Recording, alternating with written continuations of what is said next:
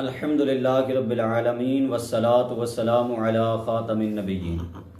پیارے محترم بھائیو، آپ کے سامنے ہر دفعہ مرزیت کے حوالے سے کچھ نہ کچھ حقائق رکھتے ہیں۔ آج بھی آپ کے سامنے مرزیت کی حقیقت رکھیں گے۔ دیکھیے، امام محمد رضا خان ہے، آپ کا ایک شعر ہے، میں تیرے ہاتھوں کے صدقے کیسی کنکریاں تھیں وہ، جس سے اتنے کافروں کا دفعتاً منہ پھر گیا۔ اس شعر میں قرآنی آیت کی طرف اشارہ ہے۔ اللہ پاک نے ارشاد فرمایا وما رمیت اذ رمیت ولکن اللہ رما۔ اس کا ترجمہ میں آپ کے سامنے پیش کرتا ہوں۔ اور اے محبوب، وہ خاک جو تم نے پھینکی تھی بلکہ اللہ نے پھینکی، یعنی کہ اے محبوب، وہ خاک جو تم نے پھینکی، وہ کنکریاں جو تم نے پھینکی، وہ تم نے نہ پھینکی بلکہ وہ اللہ نے پھینکی۔ یہ دیکھیے، یہ آیت کریمہ ہے، محبوب کریم صلی اللہ تعالی علیہ وسلم کی شان میں یہ آیت کریمہ اتری۔ اس کا شان نزول میں عرض کرتا ہوں کہ محبوب کریم صلی اللہ علیہ وسلم ایک جنگ کے دوران کافروں کے سامنے ہیں، کافروں کا زور ہے۔ محبوب کریم صلی اللہ علیہ وسلم آپ اس طرح مٹی اٹھاتے ہیں، خاک اٹھاتے ہیں، کنکریاں اٹھاتے ہیں، آپ مٹھی بھر کے آپ کافروں کی طرف مارتے ہیں۔ جیسے ہی آپ نے مارا اور ساتھ فرمایا شاہت الوجوہ، ان کے چہرے بگڑ جائیں، ان کے چہرے پھر جائیں۔ ہوتا کیا ہے؟ ان کے چہرے پھر گئے۔ محبوب کریم صلی اللہ علیہ وسلم کے صحابہ کرام نے ان کفار کو گاجر مولی کی طرح کاٹ دیا۔ یہ محبوب کریم کی شان قرآن میں بیان ہوئی، ید اللہ والے ہاتھوں کی شان بیان ہوئی، ید اللہ والے ہاتھوں کی آن بیان ہوئی، بان بیان ہوئی، ہر شے ید اللہ والے ہاتھوں کے متعلق بیان ہوئی۔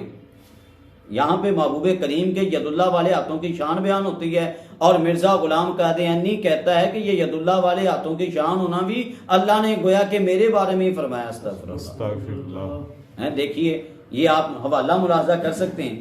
یہ کیا کہتا ہے؟ کہتا ہے اللہ پاک نے وحی نازل کی ہے، یا احمد بارک اللہ فیک ما رمیت اذ رمیت ولکن اللہ رما۔ یہ دیکھیے، یہ قرآن پاک کی آیت کو اس نے چوری کیا، اور ید اللہ والی جو محبوب کریم کی شان تھی اس کو بھی اس نے چوری کرنے کی کوشش کی، اس مرزا غلام قادیانی نے، اور اس طرح اس نے اپنی طرف یہ آیت کریمہ کو منسوخ کر دیا۔ استغفر اللہ معاذ اللہ۔ اور مزید دیکھیے، اللہ پاک نے قرآن پاک میں محبوب کریم صلی اللہ تعالی علیہ وسلم آپ کے جو قربات ہے، آپ کے جو اقربات ہے، آپ کے جو قریبی تھے، ان کے بارے میں کیا ارشاد فرمایا ہے محبوب کریم؟ لیغفر لک اللہ ما تقدم من ذنبک وما تأخر وَيُتِمَّ نِعْمَتَهُ عَلَيْكَ وَيَهْدِيَكَ صِرَاطًا مُسْتَقِيمًا، تاکہ اللہ تمہارے سبب سے گناہ بخشے تمہارے اگلوں کے اور تمہارے پچھڑوں کے، اور اپنی نعمتیں تم پر تمام کر دے اور تمہیں سیدھی راہ دکھا دے۔ یہاں پہ اللہ نے محبوب کریم صلی اللہ علیہ وسلم آپ کے قریبیوں کے اوپر جو انعام مغفرت والا فرمایا، اللہ پاک نے وہ بیان کیا ہے۔